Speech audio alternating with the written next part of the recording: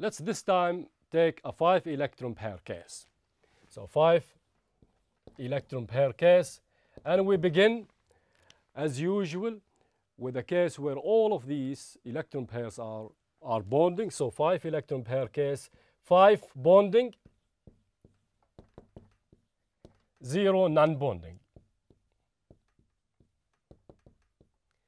A typical example in this case, in this 5 electron pair case, where all electron pairs are bonding, is phosphorus pentachloride. So PCl5.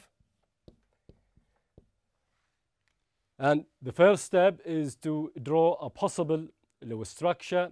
And in that regard, we first calculate the total number of valence electrons in this formula. So the valence electrons will be, well, phosphorus is located in group 5A. So basically, it's under nitrogen. So there are 5 valence electrons by phosphorus.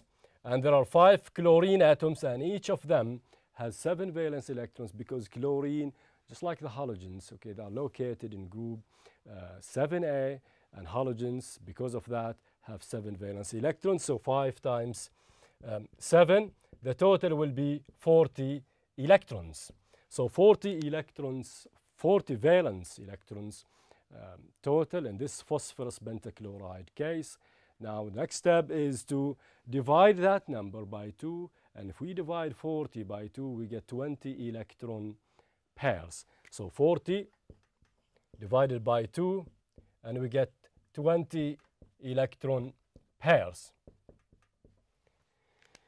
Next step would be to draw a Lewis structure, and with that we draw the central phosphorus atom, and phosphorus makes bonds with 5 chlorine atoms. So that's one of them, that's 2, 3, 4, 5. So we have the central phosphorus atom, we have the 5 chlorine atoms, and now what we should do is we should draw a bond between the central phosphorus atom and each of these chlorine surrounding atoms. So that's one bond, that's 2, that's 3, 4, 5. So there are 5 bonds. Now, if you look at this structure so far, phosphorus has 5 bonds. So therefore, there are 8 valence electrons, but we had 40. So what we need to do right now is to satisfy the octet on the surrounding atoms. Now, each of these chlorine atoms is bonded with phosphorus. So each of them has 2 electrons so far. So what we need to do is we need to draw the remaining 6 electrons. So that's 6 for this chlorine, 6 for that one, and 6 here, and 6 on the 4th, and 6 on the 5th.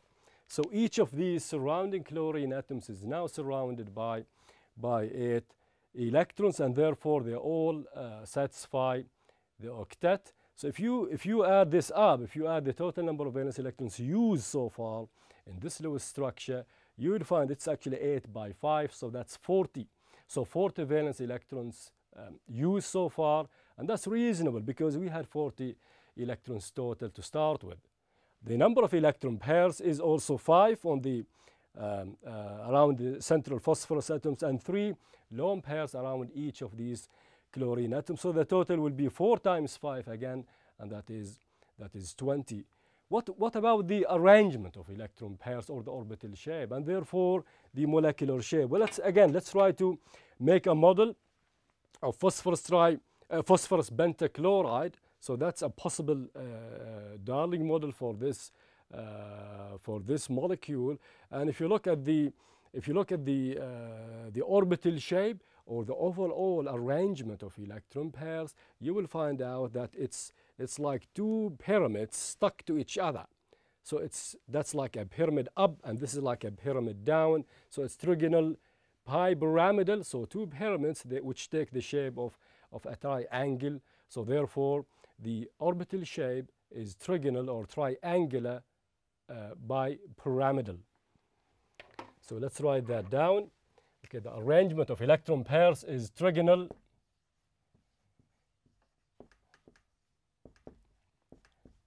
bipyramidal. And since there are no lone pairs around the central phosphorus atom in this case, the molecular shape should be the same. So the molecular shape of phosphorus pentachloride is also trigonal bipyramidal. So let's write that down.